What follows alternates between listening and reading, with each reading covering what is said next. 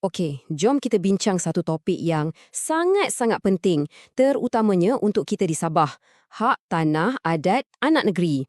Dengar macam berat kan? Tapi sebenarnya ia lebih dari sekadar isu tanah tahu. Ia berkait rapat dengan warisan kita, identiti kita dan yang paling penting, ia adalah soal undang-undang. Sekarang saya nak tanya, anda pernah dengar tak pasal NCR? Atau nama penuh dia Hak Tanah Adat? Mesti pernah kan? Nama ni selalu sangat kita dengar disebut-sebut. Tapi persoalannya, kita betul-betul faham ke apa sebenarnya maksud di sebalik istilah tu?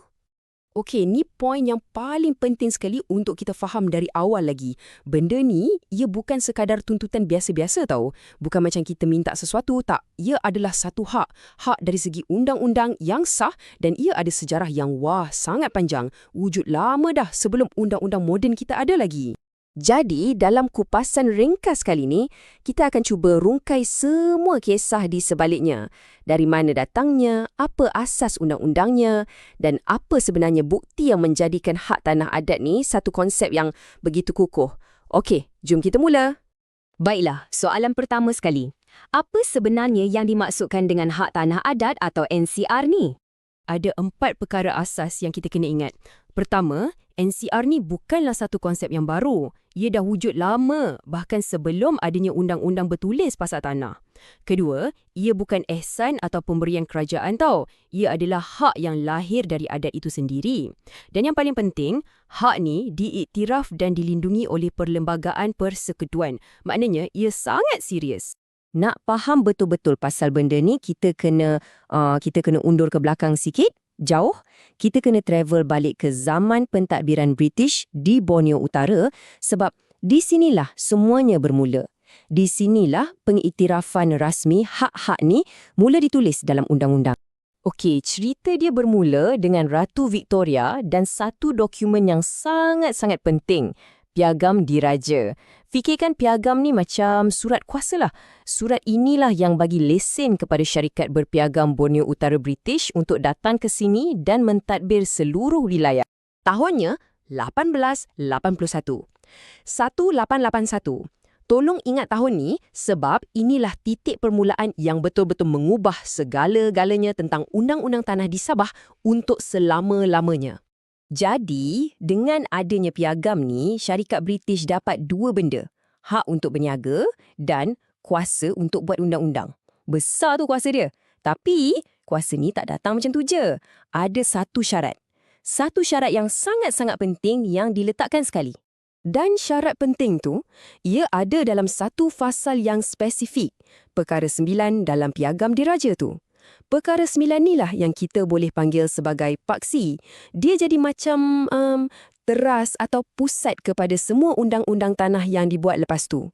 Fikirkan perkara 9 ni macam kompas. Ya, kompas. Dia yang bagi arah tuju yang jelas, dia yang jadi rujukan utama untuk British bila mereka nak buat apa-apa undang-undang yang berkaitan dengan tanah atau hak adat. Semua kena rujuk sini dulu. Jadi, apa sebenarnya yang perkara 9 ni cakap? Senang cerita macam ni. Ia adalah satu arahan yang sangat jelas kepada syarikat British.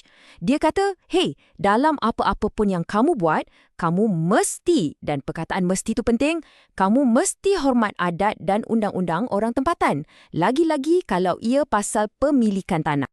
Dan yang menariknya, arahan dalam perkara 9 tu, ia bukan sekadar cakap-cakap kosong atas kertas je. Tak. Ia betul-betul diterjemahkan menjadi undang-undang bertulis.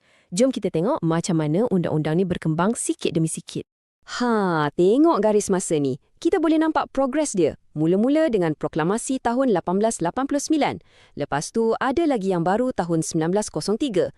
Dikemas kini lagi tahun 1913, sehinggalah kita sampai ke Ordinan Tanah 1930.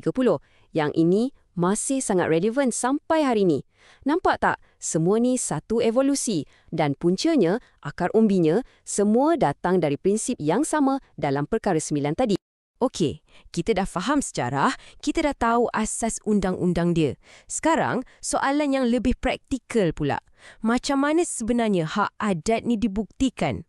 Maksud saya, di atas tanah tu sendiri, apa yang dikira sebagai NCR? Mengikut undang-undang, ada beberapa kategori utama. Contohnya, tanah yang diusahakan atau diduduki secara berterusan, atau kawasan yang ada pokok buah-buahan, termasuk juga pokok-pokok lain yang ada nilai ekonomi. Selain itu, tanah ragut untuk haiwan ternakan, kawasan perkuburan atau mana-mana tempat keramat, dan juga laluan-laluan yang dah lama komuniti guna. Semua ni boleh jadi bukti. Jom kita tengok contoh pertama, tanah yang diusahakan. Apa maksudnya? Maksudnya, ada aktiviti pertanian yang dah lama dibuat kat situ. Mungkin datuk, nenek moyang kita yang mula dulu.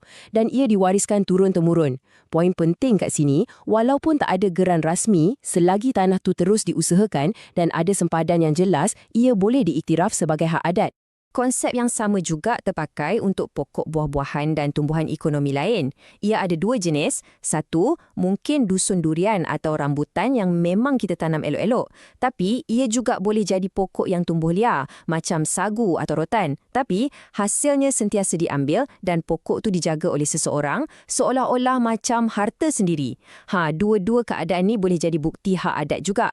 Jadi, bila kita tengok semua ni, dari sejarah zaman British sampailah ke bukti-bukti atas tanah, jelaslah kan, hak tanah adat ni bukan isu main-main. Ia adalah satu hak yang serius, yang dilindungi undang-undang, dengan sejarah yang kukuh. Dan semua ini membawa kita kepada satu soalan terakhir yang penting untuk kita fikirkan sama-sama.